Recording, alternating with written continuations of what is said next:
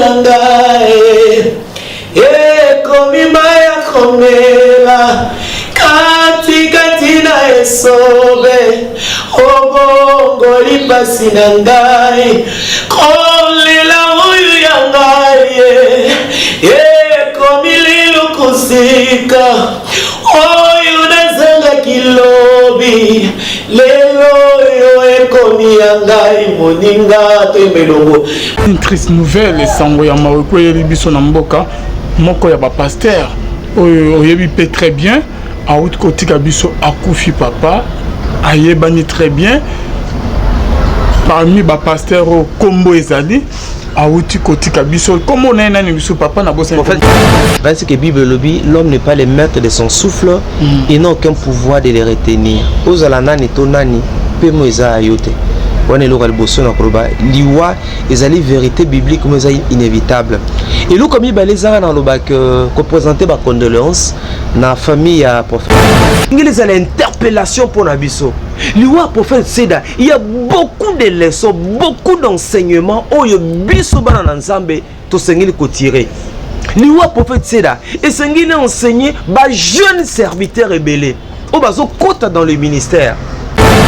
Combien de jeunes to kundi na kati ya mboka na biso? Combien de jeunes prophètes bayebo moto kapa akufi moto akufi moto pone les gens n'habitent pourquoi ba ça la presser n'habitent pourquoi ça la presser bikota kota bisimba bazo ça ba dégâts ebele beaucoup de dégâts ba mususu kosukola mosi abatu kubima na basi ya batu ba dégâts ezali ebele ya bikota kota bisimba obi diable so apesio na liboko moko aye osangisa maboko ebele sa nini aboto. Il est vrai que la mort liwe ezali inévitable mais moi je crois que lelo ngana roka sonité rolobake il y a de vrais serviteurs, il y a des jeunes que Dieu a appelés dans le ministère.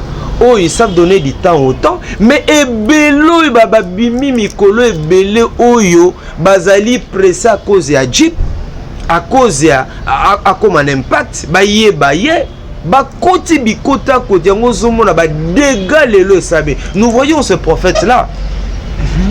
Kotimo la mabulu, kotomo na nyonso atie mutu na se azo bimisa bilu. Tu vois, déjà beaucoup de gens se plaignaient dans la pratique na ye. En principe na respect ya batu bakufi. Nenga jamais kolobela mowe na ndenge ya mabe pour que un jour ngape na kotika mokili oyo.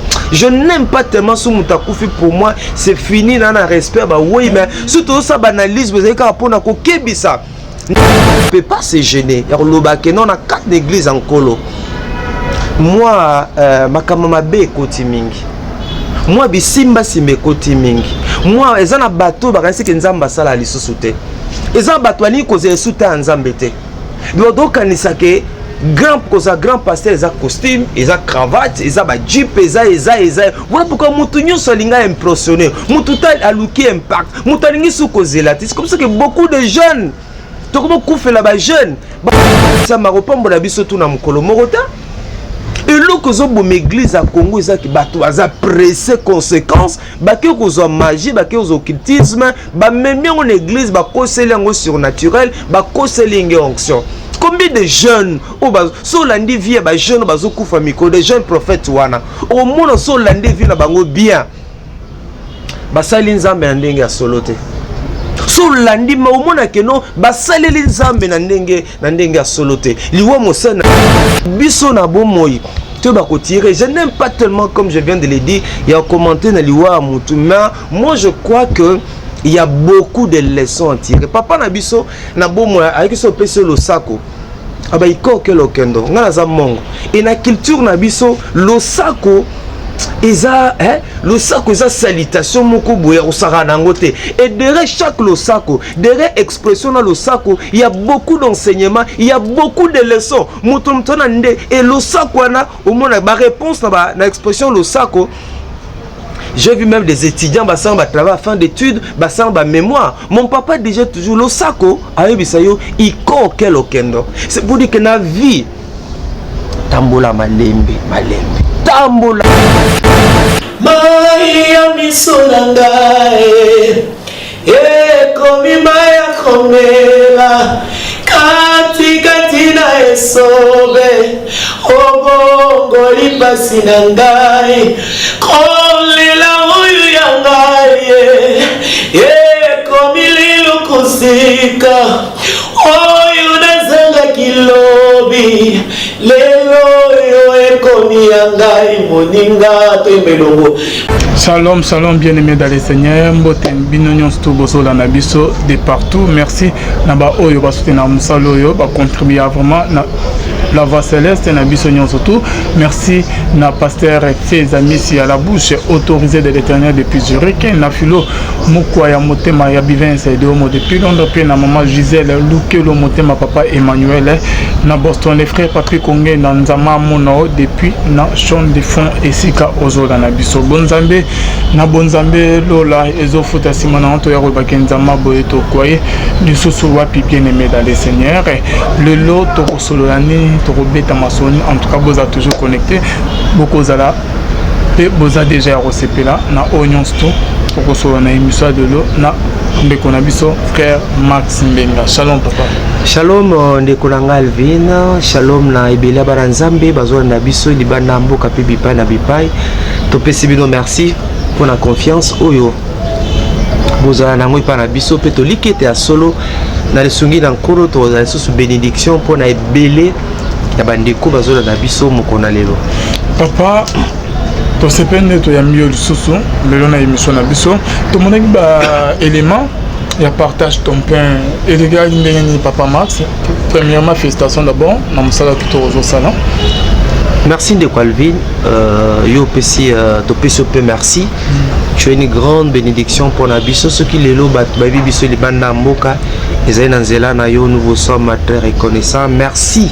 Abandeko beli bazali banda poto oyo balandaka biso na nzela ya voix céleste o bazali ba partenaire minene ya ministère au partage ton pain où ils indiquent un objectif moko kosunga les orphelins, le veuve, le vieillard, les personnes vivant avec handicap, les malades, bandiko bazana kokoso wan des ali cible na bisomba il est toi qui une activité monene spécial partage ton pain et pas wapi to lenga total sabango et sengo na biso to zai katina ngo pe ko encourager bango ba ete ata ba difficulté rosa la nzambe akotika bango te bongo nzamba sala ke ngolo te bandeko na Suisse bandeko na Paris bandeko bipai na bipai batinda ki biloko na bango nous vous sommes reconnaissants bolingwa modèle oyo ezolekela ndelo et la plupart batona ba yebinga te ba monanga kaka na télévision ndenge to sala kana ndeko na Alvin mais na morning bolingo na bango ya ko soutenir bandeko bazana pasi non en tout cas na mona bato au mona muto ba tinda pe biloko teza biloko moko ya chanana mais biloko mutakoti penda na magasin asombi ba catcher mutasombi ba vélo ya solo non na kine sengo ko mona ke non bandeko baina ndenga konguluma ba personne vivant avec handicap muta penda zo tambola boye azongi na vélo. Et na meka ko se renseigner ba vélo wana na koto ateka on m'a dit ba $500 mais mutazu yango fele puisqu'il y a quelqu'un azana Suisse à landa ke émission à Simbami à tindi ba vélo na ye oh non Bozabi paille na bipa à travers le monde. Bino vous soutenir un ministère partage ton pain. Bolembate, c'est votre ministère. Aussi longtemps bozana bo moi. Comprendre non, vous êtes bénis pour bénir les autres. Beaucoup banango nzamba lola.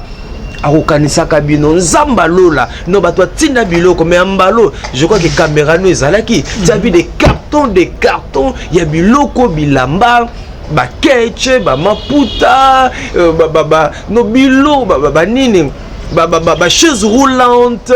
Oh non, nzambe akanisa bino, nzambe akanisa bino, nzamba akanisa bino bolembate de la même manière que biso tozolia toyeba pe ke za bandeko bazana kolia te to besoin bandeko bazana kokelela eza bandeko bazana ba situation difficile donc ministère ekosila kaka na fin du monde. On a retour à Yesu. Mais aussi longtemps que nous sommes bénis pour bénir les autres. Nous sommes bénis pour nous connaître les personnes vivant avec handicap. John, nous attendons de Konanga John, de Konanga ville. Ou you kamawa dernièrement avec la ville.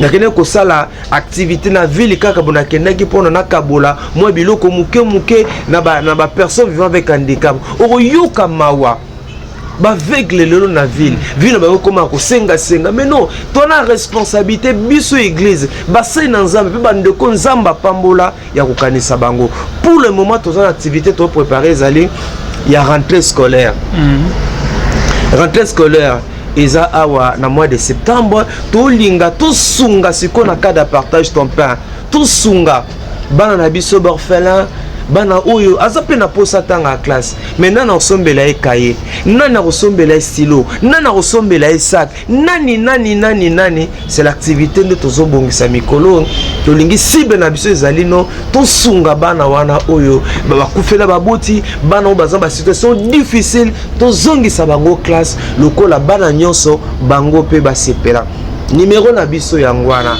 so moi que vraiment que yo o comprendre que Dieu t'a béni pour bénir les autres numéro yangwana o bengi biso et la kanisa était solo to zanga te ko pambola nzambe pona yo voilà un peu na yo koloba merci une fois de plus nande Calvin merci bande ko nyonso o bo sunga ka ministère oyo nzamba lola akanisa bino papa Max Mbenga merci beaucoup numéro na yangwana to tchenase papa Max Mbenga sango yamba babande bazolanda biso une triste nouvelle sango yamba okweli biso na mboka moko ya ba pasteur oyebi pe très bien a out kotika biso akufi papa ayebani très bien parmi ba pasteur au kombo ezali a out kotika biso comme on a nani biso papa na bossa prophète Seda atiki biso papa et là on ne koki koloba.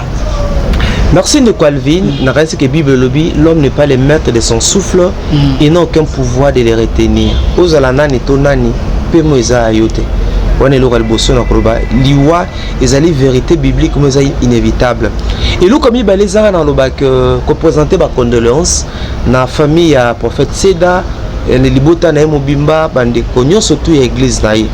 Et nous comme misato de Calvin, liwa ya prophète Seda. Et c'est l'interpellation pour Nabiso. Liwa prophète Seda, il y a beaucoup de leçons, beaucoup d'enseignements. Oh, il y a biso bana nzambe to sengeli ko tirer. Liwa prophète Seda, et sengeli enseigner ba jeune serviteur rebelle. Oh bazo kota dans le ministère. Ndeko nangai. Na ina posa na makambo te mais puisque poser nga question. Ndeko Alvin pe bande bazo na biso na poto. Lelo ba infiltrer ba koti ba infiltrer ba koti belé na musana nzambe ba intru ba koti belé na musana nzambe ba jeune belé bazo dans les ministères musu ba bengiete abenga mite pour ba rané français bien pour nzunzu pour ba veste belé asa nini a s'improviser nani a s'improviser le musana nzambe to prophète ba mususu peza nini abenga mina yepe na lotomo mais vie à presser la comme ça on papa nkela na singa la précipitation ne vient pas de Dieu ba te beli baza pressé abandi ministère lelo na 2019 na mois de juillet azana posa après 3 mois akoma lokola papa nkelane akoma lokola papa sita akoma lokola papa nsembe akoma lokola akoma tu vois ba jeune belé ba pressé mais il faut reconnaître aussi qu'il y a des jeunes qui sont dans les ministères nzamba benga bango bazo sa musana bango pe na ndenge longo bani na limemia na boboto na mais combien de jeunes to kundi na kati mboka na biso combien de jeunes prophètes bayebo moto kapa akufi moto akufi moto point les gens n'habitent pourquoi ba ça la presse n'habitent pourquoi ça la presse bikota kota bisimba bazo ça ba dégâts ebele beaucoup de dégâts ba mususu kosukola mwasi ya batu kubima na basi ya batu ba dégâts ezali ebele ya bikota kota bisimba obi diable so apesio na liboko moko aye osangisa maboko bela sanini aboto. Il est vrai que la mort est inévitable mais moi je crois que lelo so ngo katandela total à la gauche total pe na droite hein? Tu vas pas dire parce que je le Saint-Esprit que na katana ngambala mobo kufa total à boy total à gauche total à droite et ça l'intelligence mais ça humaine qu'il faut na à gauche na terre à droite sauter à gauche était mais mutu kando yo sani elongoli yo donc ngana ko ka sonité a kolobake il y a de vrais serviteurs, il y a des jeunes que Dieu a appelés dans les ministères. Oh, ils savent donner du temps au temps, mais ebelo bababimi mikolo ebele oyo bazali pressé à cause ya Jeep, à cause ya comme un impact, baye bakoti bikota koti yango zomona ba dégâts lelo sabe. Nous voyons ce prophète là. Kotimola mabulu, kotomona nyonso atie mutu na se azobimisa bilo. Tu vois, déjà beaucoup de gens se plaignaient dans la pratique na ye. En principe na respect ya batu bakufi. Nenga jamais kolobela mowe na ndenge ya mabe polobi que un jour ngape na kotika mokili oyo. Je n'aime pas tellement sous mutakufi, pour moi c'est fini na respect ba oui, mais surtout ça banalise vous avez ka pona ko kebisa. Ndeko moko ndeko mibale ba comprendre que papa ngaza journaliste akala. Mais ti lo na mutuka te. Je me gêne pas dans la moto, je me gêne pas dans la 207, je me gêne pas dans la Yas, peu importe ce que les gens vont dire pour moi. Est-ce que l'ongolanga nini? Ils ont l'ongolanga nini, l'ongolanga nini. Sous la côte na 207, qu'est-ce que ni rechanger katinanga? Sous la une moto, ni rechanger katinanga. Na sala ka vie à comparaison te, na sala ka vie à kinga oyazu nango. Non, papa même ça m'a repombo la biso tout na mukolo morota. Et là que zo bom église à Congo ça qui bato aza pressé conséquences ba ke ko zo magie ba ke zo occultisme ba même en église ba koseli ngo surnaturel ba koseli nge onction. Combien de jeunes au bas so landi vie ba jeunes bazo kufa miko des jeunes prophètes wana au monde so landi vie na bango bien ba sali nzambe na ndenge ya solote. So landi ma omona que non basaleli nzambe na ndenge ya solote liwa mosana. Nous avons la peur des hommes de Dieu na kati ya mboko omona mboka eza na kimia bato baza kolela bato baza touché, mais comment liwa moto na nzambe au sentir que bulu ekezali bato penza baza ko tsola liwa moto na nzambe baza ko seka liwa moto na nzambe balongoli ba panneau balongoli ba pancarte, tu vois. Non, c'est déjà ce sont des enseignements où esengeli biso na bomo. Je n'aime pas tellement, comme je viens de le dire, il y a un commentaire dans l'Iwa Moutou, mais moi je crois que il y a beaucoup de leçons à tirer. Papa Nabiso, Nabomo, avec son PC Losako, il faut que le kendo, et la culture Nabiso, Losako, le sac est salutation moko boye osara nangote. Et derrière chaque le sac, derrière expression dans le sac, il y a beaucoup d'enseignements, il y a beaucoup de leçons. Et le sac au moins la réponse na expression le sac. J'ai vu même des étudiants qui ont travaillé à fin d'études, qui ont mémoire. Mon papa disait toujours le sac il coque le kendo. C'est pour dire que la vie tambola malembe. Tambola malé. Les gens pensent que pour Moutouana, Azaba mon danger, grandeur ya Moutou, grandeur ya pasteur, et ça pose la chaîne à TV, grandeur ya pasteur, ça peut être poto, grandeur ya pasteur pour être en français, grandeur ya pasteur pour être en Jeep. Mais non, on a une conception humaine. Ça n'a rien à voir avec la grandeur d'un homme de Dieu. Tu vois, yango isali bato bali soko zelata nzambe te, bato lingi ko vanda te, bato lingi pressé yango bazo sukola bango, bazo baka bango, yango ba yelengo zo mona que même ngu fort le travail bareza na kati ya mboka.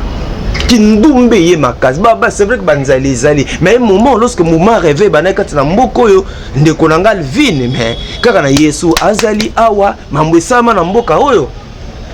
Sans piano, sans biloko, ben c'est maté kaka biso tozana ba gep sanga Yesu azali awa me makambo dangereux salema bato bazongela nzambe bato tozelata nzambe que nzamba sala eloko loko na ngunga nango ba jeune qui entre dans les ministères baloko batata milimo ya bien ba encadrer bango balongwa na vie apprécier abikota kota bisimba ça n'honore pas Dieu. Papa Max Menga, mais liwa ya prophète, comment on a un prophète nani? Seda. Oh ya wutu okufo oyoko annoncer liwa mais ba makambo. Là pour annoncer té, parce que poser une question yango na répondre. Mais ba makambo ebele bimi sur liwa ya Mosana nzambe réaction na ko za ndenge ni papa. C'est ça que je dis non? C'est ce que je suis en train de dire. Nga ba somoni mutakufi. Cercle ba komo tombolango. Zoaye bomaye zoaye bo. C'est que Moutouana bon moyen c'était ça sa vie. Tu penses qu'un homme comme moi, le Nzamba benginga, exemple, n'abi qu'un jour Nzamba benganga kaka. Pensez-vous que Baoyemba zoa ya maman na yo est-ce que quand c'est Rosala impossible. Et banande parce que vie nanga ezali mambwana te.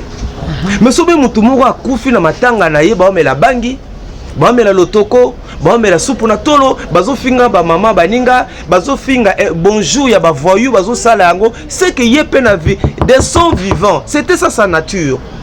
Nature na ye ezalaki bongo. Quand tu vois un homme de Dieu akufi et que matanga neza limemiate, matanga neza na botosité, c'est que il y a un certain nombre de choses ou de sons vivants banaye ko salema yango pese bato passe. To profiter na micro na yo. C'est vrai que nous ne sommes pas des donneurs de leçons, puisque nous avons des erreurs, nous avons des insuffisances, nous avons des manquements. Mais toi et moi, nous sommes dans l'évangélisation par les médias. Nous n'avons pas un autre métier, nous n'avons pas un autre travail. Le travail que Dieu nous a donné, c'est l'évangélisation par les médias. Les gens, on ne peut pas se gêner. On a 4 églises en colo. Moi, ma kamamabe koti mingi. Moi, bisimba simbe koti mingi. Moi, ezana bateau bakansi ke nzamba sala lisusu te. Ezana bateau ani koze sute nzambe te. Donc kanisa ke grand pasteur eza costume, eza cravate, eza ba jeep, eza. Voilà pourquoi mutu nyonso linga impressionné. Mutu ta aluki impact. Mutu lingi su kozela. C'est comme ça que beaucoup de jeunes to comme koufela ba jeune, ba papa nkela nwana lo bientôt 90 ans. Mais sans autre évangile au monde azana makasi dans autres. Papa que 90 ans d'âge. Mais autres au kanzaka jeune moko 25 ans, 27 ans. Poni koko imiter bato bongote. Ba papa sita ba ni côté évangile na mboko ba mbula boni. So qui est ba arche alliance masina wana. Passer semba bandi église tout nanga que no tuno yoka. Hein? Abandi église na sa nzete moko boye. Hein? Papa, mais quel est le lot dans les ministères? Mais en toute humilité, n'a efface. Donc nous sommes capables de faire ça. Nous sommes capables de faire pourquoi ce bateau to yebi to kutana bango to moni musalo bazo sala kati na mboka musa bango ndimami. Mais depuis un certain moment, bah, jeunes na kati ministère, on ne peut pas généraliser. Je crois qu'il y a beaucoup de jeunes pasteurs. On a yebi, bah ça musa bango bien. Bazali belé na Kinshasa même la poto, mais ça ba mususu ba yeboye, hein? Eza mususu ba yebo penza bozoka, eza mawezo sala soni et puis makamona tout ba memengo wapi na niveau ya télévision ezo sala soni. Oui, papa Max Okoba na bando bazola na biso avenir ya église ya Congo et Kozandeni. Non, église en soi azane penza na problème te mais ezaka ka likambo ezaka ke non toyeba kozeko pe Satan n'attend. Kosenga na bandeko baza ba fausse pratique. Bandeko bikota kota, bandeko bisimba simba, batika, basela nzambe na mélange te. Oyebi que za église mona yebi par exemple de konanga, bateka bougie rouge na $50. Ah bon? Tu vois bougie, hein? Bougie rouge. Bateka bougie na $50. Le sote ba mami belé baza kolela, hein? Akendeke pas prophète moko boye, alongola bilamba pa kole mafuta, tu vois. Il y a des choses comme ça de préto lobi ba biloko. Même tant tondo banayo ah bato traiter biso ba aventurier, boye bato ko canapé ko beta bazali, mais les gens nous donnent toujours raison. Quand nous disions na plateau na awake mbongo ko bia mutu na pochete. Quand nous disions mbongo ko bima mutu na sakite parce que nzambe pesi biso cadre ya mbongo, c'est pas le travail, c'est biblique. Mais comment par exemple na mutana besoin mbongo bondeli pona ye et tant le na poche mbongo bimi $1000 et bimi na poche. Donc nous avons décrié ces comportements awa. Comment ba unité ko bia na téléphone basambeli pona yo pimba mo na moni prophète na moni ba unité ye ata yo moko est-ce que vraiment toloba awa le certains de ces hommes de Dieu bazan en prison toloba mon émission mais quelle était la réaction des gens nenga koya na TVT pour s'attaquer aux gens mais tolobela ba compromis sur tozomona sur tozolo ba péter puisque ces histoires là passent à la télé ezoleka na télévision. Tu sais combien de mamans poto bazolela aina proba bonde la pona e ba obligé ye après c'est le Congo il faut passer instrument il faut salaboyer ba condition sine qua non ba condition sine qua non au lieu d'attaquer kondima non il faut sombelanga instrument comme ça pour moi il faut passer instrument il faut combien de bandeko bazana poto ba lembi ko sambela ba bayina bango ko sambela combien de mabale kufi mususu mo le kufi kwa nini liko ba prophétie mo lukuta ba fabrication combien de bato baza kolela bakela ko kundela bango ba nyoka ba nzombo na ba lopangu ba beti cop na ba sentinelle ba kundi mwa nzombo ba kundi ntaba na lopangu ta ba ye na butu voilà alléluia eza awa yango nde blokaka yo mbongo ibimi combien mamtoloba na ba miracle lukuta ba fabrication boyo combien de photos de criango a et so tali via ba tanto tolelo suka wana ezo suka wabe suka na ndenge ya mabe de saka ka tozolo bate pona na sentiment ko loba pona la secteur contre batuma papa yo sala pe moi passe mingi na mutema ke lu so tali pe ubi comment ko sa men église ndenge ni voilà pourquoi même ba mo pe bandimi ba sa loko ba chrétien béré basé ko vérifier ba écriture ko tala est-ce que maramba zoté abiso est-ce que zali conforme mais aujourd'hui ce n'est plus le cas ba toi ba fanatique ba pasteur ba za fanatique ba prophète da bango au prophète alobeza ieza amen au pasteur be bana temps sur ya ko checker bana temps ko vérifier ma comité. C'est ça le problème au Tozanango Lelo cas d'église. Mais je crois que ça a bien basé toujours rebellé. Il y a des jeunes au besoin dans les ministères, c'est la nzambe na bango pe na ndenge a bien basali mais tout ça na kena ba liwa ba lokola il va pas passer d'abord. Moi je me dis ça doit nous interpeller et interpeller ba jeunes et belé. Sota na barumbu mikoel kitalata na nkolo bazawat. Il y avait des gens comme ça au Bengi rataraté. Prophétie rataraté. Nini ceux qui miracle rataraté. Tu vois ba toi ba ko sobriquer moko boye. Di tikotak ba toi ba sobriquer moko boye. Le toza wapi. Donc moi je crois que il est temps de se ressaisir. Papa Max Mbenga ba makam ezamo ebele.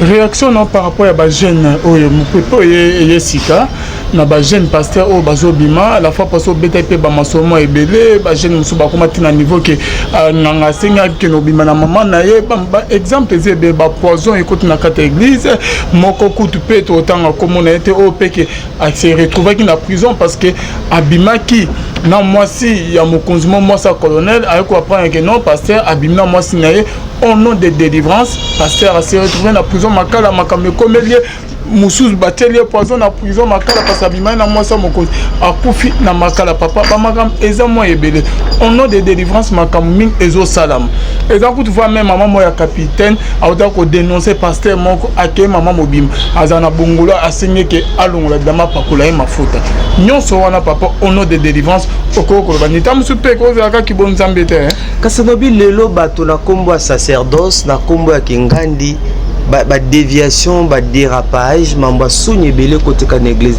nzamba za penzamba boto nzamba puis de moi si abato admettez que za pasteur moi si abato ye pa na yo pona yebisanga rapport nini lien yo za mobali okomona bolumbu ya mama na yaki na église pas à premier ko bota mama yaki na église pas à premier songolo pakala yebisanga un peu e bandi ndenge nini ya komona nzoto na ye ko simba nzoto na ye opakole mafuta bon obi bilo monsieur ça moi soni pe attends to bona ba diva ba TV bo ça pe moi so to ba keno bandimi balongwa kozala ba fanatique ba pasteur bandimi batanga ka bible bandimi ba ko vérifier ba écriture ngai na lo ba amen kaka te lo ba amen na lo ba amen te suna convaincu na likambo te le mot amen 7 fois le pesanga amen a songi pesa ndi pona tu vois bilo monsieur côté de l'église na bité sur to zongo wapi pesanga mena songi le ba mena 7 fois le ba boye ye de biloko koti donc côté l'église tant ba mouvement rêvé banana mboko to bien ngote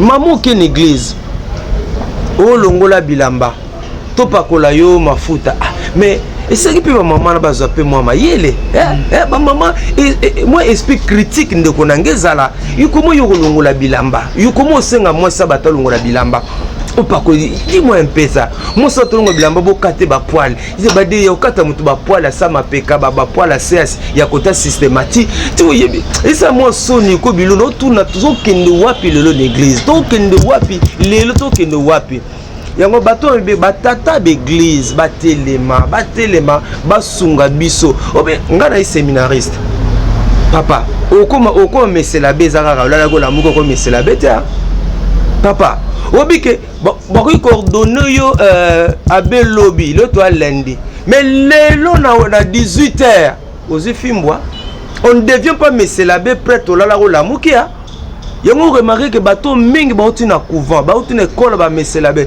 baza pe berère lokola bateau mais au moins na lolenge bango sela nzambe za bokeseni. On ne devient pas mesela be kaka lelo comme mesela be boy.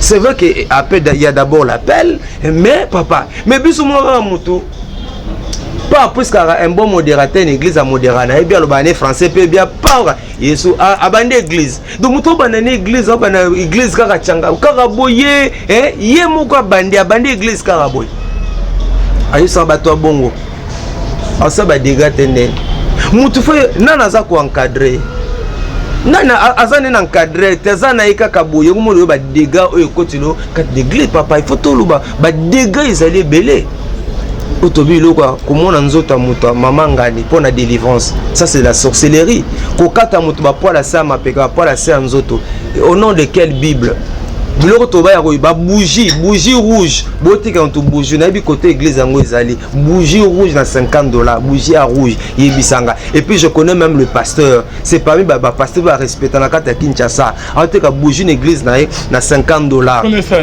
muto auti na Jourdain kuna aina zelo mai à Jourdain na zelo ay koteka na kata église dis-moi quel rapport mayo bazoteka wana 500 francs to somba na église on bateka bato mai bateka ba mungo bateka ba mafuta mon frère tu vois nenga lo babiloko mingi te pe lukela bato ba liwa lukela to ba empoisonnement lukela bato ba montagne mais c'est parce que tu me poses des questions dans le bagara mais ndekonanga ça fait très mal biloko tozomona oyo mais nozonga toujours que basala nzamba bien baza ebele na Kinshasa peut-être aller na Mikonga aller na Selemba aller na Bumbu tamsa le kane pe na TVT azan pe na ba moyen te baza na bango ebele mais bato balingi ce qui frappe aux yeux comment mona yo pasteur akota pe na libulu ko atie mutu na seboya côté bomona nzota musai na nzambe azobimisela bino ba biloko papa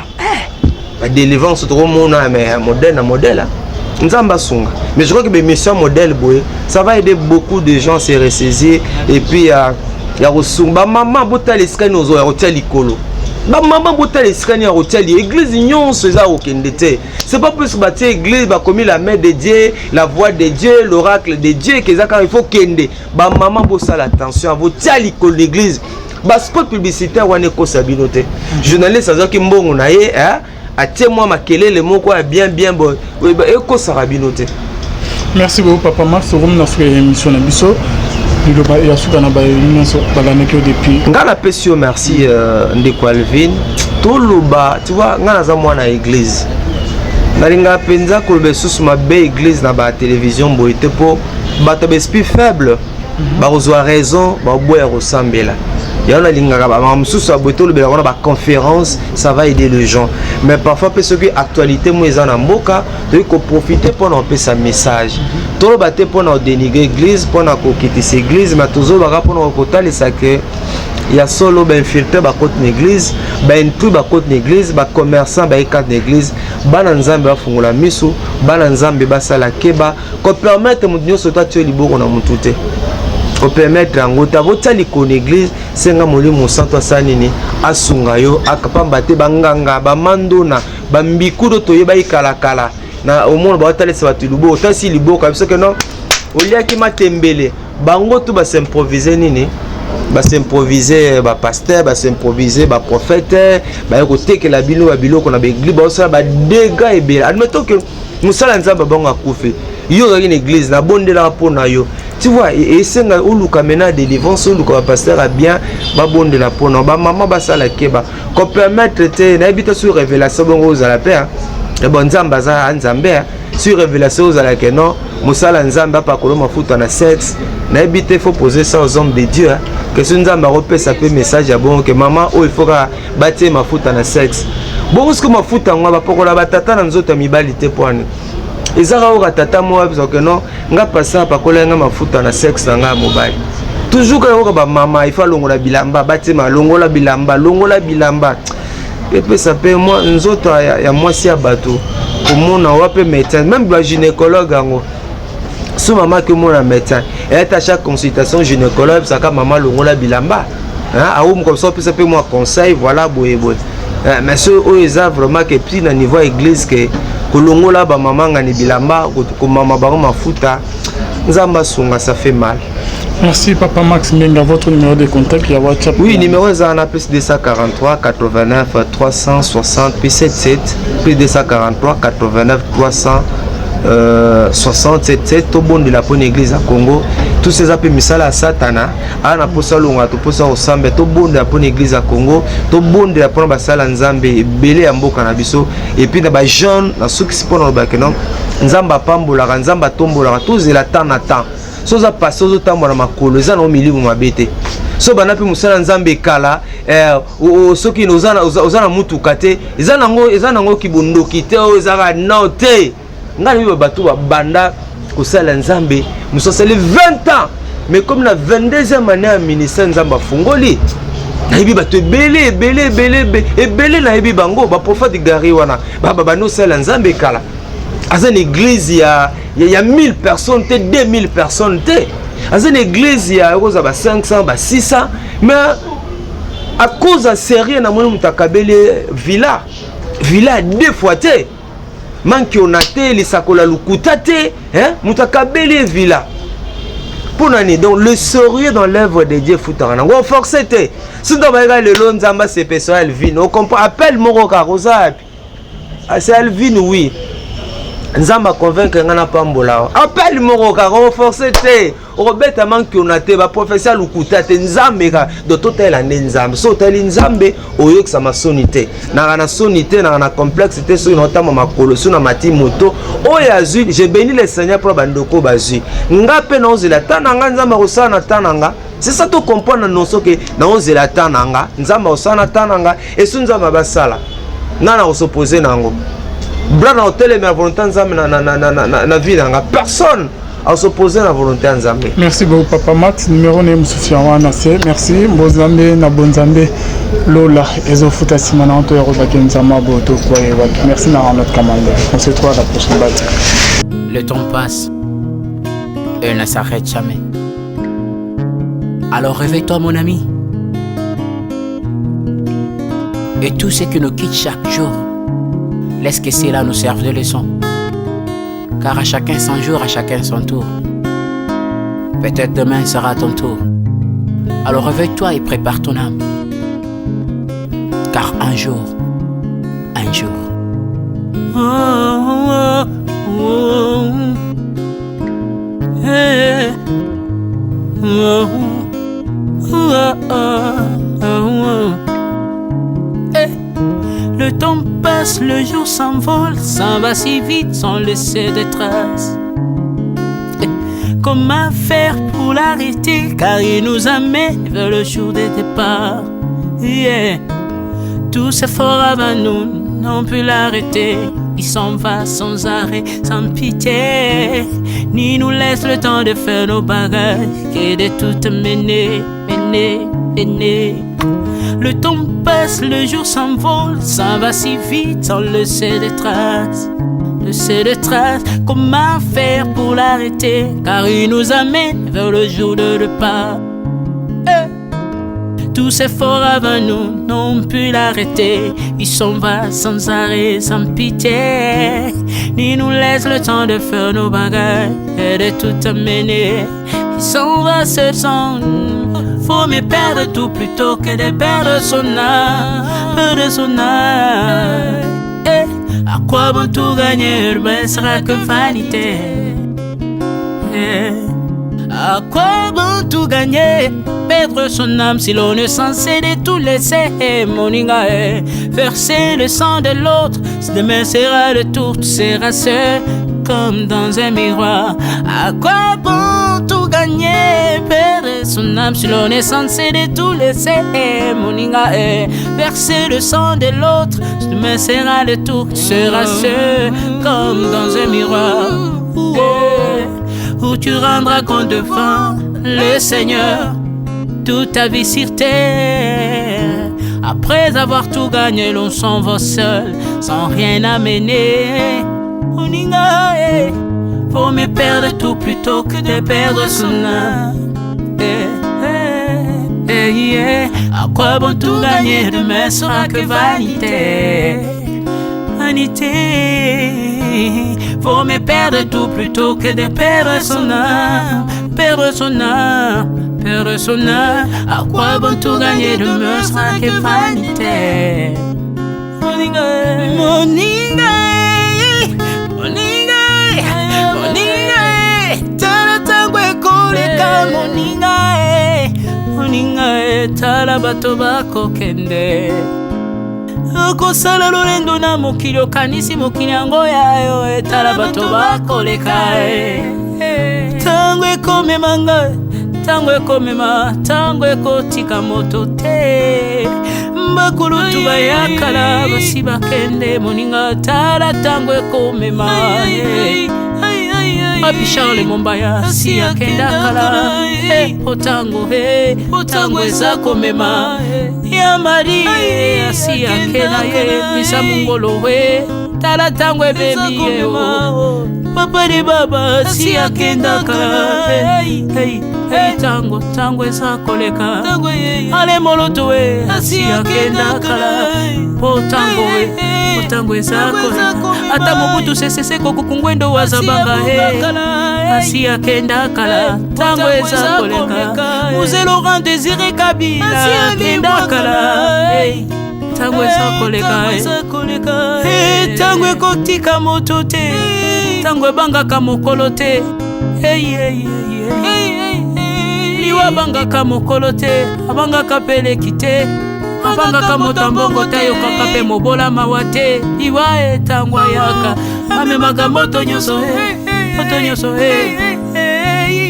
tango ekoleka engela bomoi na yo epana yawe. Tango ekomema engela bomoi na yo mokolo na yo ekoya okokende ndenge nini. Le temps passe, ne s'arrête jamais. Le temps passe. Moninga, Moninga, Moninga, tala tango ekomema. Moninga, Moninga, tala tango ekoleka. Moninga, Moninga, Moninga, tala tango ekomema. Moninga, Moninga, tala tango ekomema. Tango ekotika moto te. Engela bomoi na yo, tala bato bakokende. Osala ndenge nini okotikala ebende te, okotikala ebende. Le temps passe, ne s'arrête jamais. Le temps passe, ne pardonne jamais. Le temps passe, ne s'arrête jamais. Engela bomoi Moninga,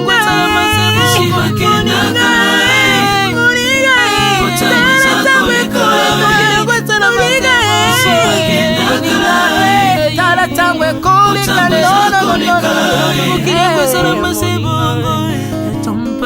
Ekolo nyonso bato bakokende. Tango eza koleka. Nalela pona nini nalela pona nini. Tango eza koleka.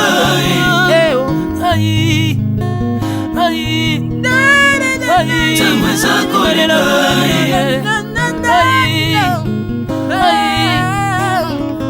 Tango eza koleka. Le temps passe. Oh, Alvin et Béa, tala tango ekoleka. Tala tango ekoleka. Nabongisa bomonanga pona nini. Bato bakokende biloko nyonso ekoleka. Nalela tina nini. Natangisa makila na boma bato pona nini. Soki nyonso ekoleka un jour.